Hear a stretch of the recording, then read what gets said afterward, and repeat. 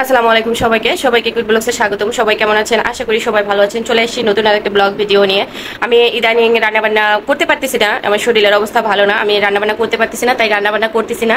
আর আপনাদের সাথে এই যে গল্প করতে চলে আসি, সেটা হচ্ছে আজকে গল্প করতে চলে এসেছি। আজকে বলতে চলে এসেছি যে আমার মতো যাদের ঘরে একটা করে মেয়ে আছে, আমার মতো যারা মেয়েকে বিয়ে দিবেন ভাবতেছেন, বা যদি কোনো ভাই আমার ভিডিওটা দেখে থাকেন যে বোনকে বিয়ে দিবেন ভাবতেছেন, তো তাদেরকে আমি একটা পরামর্শ দিতে চাই। তাদেরকে আমি একটা পরামর্শ দিতে চাই, সেটা হলো পরামর্শটা হলো বোনকে বিয়ে সবাই চায় তার ঘরের মেয়েটা ভালো থাক, সুখে থাক, অনেক বড় লোক পরিবারে বিয়ে হোক, তার অনেক শ্বশুরবাড়িতে ধন সম্পদ থাক, নাম ডাক থাক। কিন্তু এটা জানে না যে এইসব খুঁজতে গেলে তার সুখটাই আসলে খোঁজা হবে না। সে ধন সম্পদ তো পাবে, অনেক টাকা পয়সা পাবে, একটা দালান বাড়ি পাবে, অট্টালিকা বাড়ি পাবে, অনেক ফার্নিচারে ভরপুর। দেখা যায় যে 3 বেলা না তার মুখে খাবারের অভাব থাকবে না, কিন্তু তার কতটুকু সুখ থাকবে সেটাই দেখতে হবে।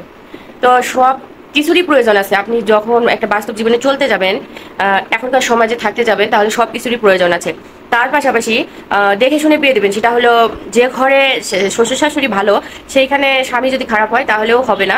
সবাইকে ঠিক থাকতে হবে। তো শ্বশুর শাশুড়ি খারাপ হলেও অনেক সময় দেখা যায় স্বামী যদি ভালো হয়, তাও মেয়েটা সে ঘরে সুখে থাকবে। তবে চাকরিজীবী ছেলে দেখে তো মোটেও বিয়ে দিবেন না, কারণ চাকরিজীবী ছেলেদের বেতন একদম আপনার সীমিত, বলতে যেটা বাজেট তো সেটাই, সেই বেতন দিয়েই কাজ করতে হবে।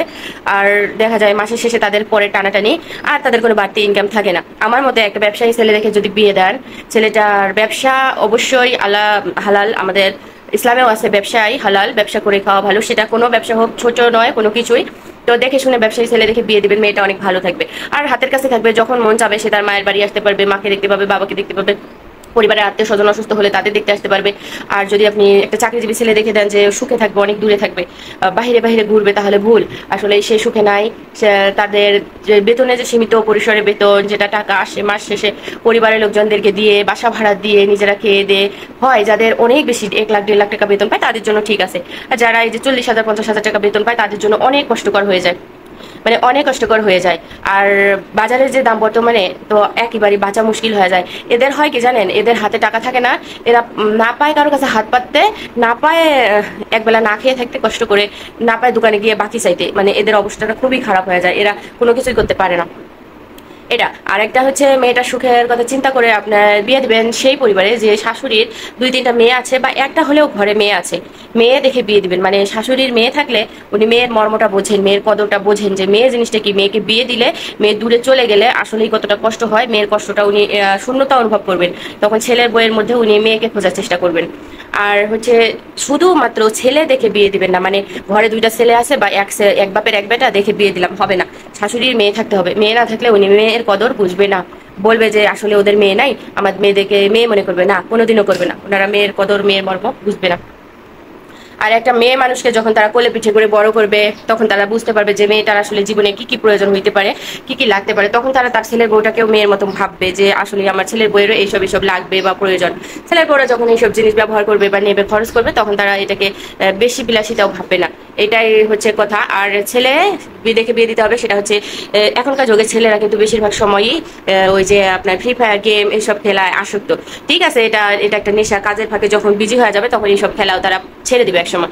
কিন্তু কিছু ছেলে আছে অতিরিক্ত নেশায় আসক্ত। বিড়িটা আছে একটা ঠিক আছে, কিন্তু অনেক ছেলে আছে আপনার দেখা যায় এখন ওই যে বড়লোক হওয়ার নেশায় আপনার কি খেলে, ক্যাসিনো খেলে, অনেক প্রকারের বাজে বাজে গেম, বাজি খেলে, রাতারাতি বড়লোক হওয়ার জন্য নেশা করে, অনেক ধরনের মেয়েবাজি করে, পরকীয়া আসক্ত হয়, ঘরের সুন্দরী বউ রেখেও অন্য মেয়েদের প্রতি আসক্ত হয়। এই যে মেয়েবাজি ছেলে আছে, এইসব থেকে দূরে থাকতে হবে। এইসব ছেলের সাথে মেয়ের বিয়ে দেওয়া যাবে না, মানে এইসব হিসাব করে মেয়ের বিয়ে দেওয়া লাগবে। হ্যাঁ, ছেলে একটু বোকাশোকা দেখেই মেয়ের বিয়ে দেবেন, তাহলে ওই সংসারে আপনার মেয়েটার মূল্য থাকবে, মেয়েটা অনেক সুখে থাকবে।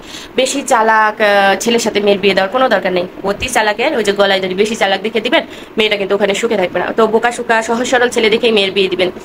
আমি আসলে আপনাদেরকে সাজেস্ট করতেছি, কেন আমরা আসলে ভুক্তভোগী, তাই জন্যই আমি সাজেস্ট করতেছি। কারণ নিজে একবার পাকে পড়লে মনে হয় যে সবাই পড়ুক সবাই পড়ুক, ভালো লাগবে শুনতে, কিন্তু ভালো লাগে না। এইখানে আমি আপনাদের সাজেস্ট এই জন্যই করতেছি যে নিজের আমার দিক থেকে আমি ভুক্তভোগী, তাই আমি আপনাদেরকে সাবধান করে দিচ্ছি যে আপনারা কখনোই লোভে পড়ে এরকম কাজ করবেন না, দেখে শুনে মেয়েদেরকে বিয়ে দেবেন। আর একটা কথা, বেকার ছেলে দেখে, বেকার ছেলের বাবার কোটিপতি ধন সম্পত্তি আছে তা দেখেও বিয়ে দিবেন না।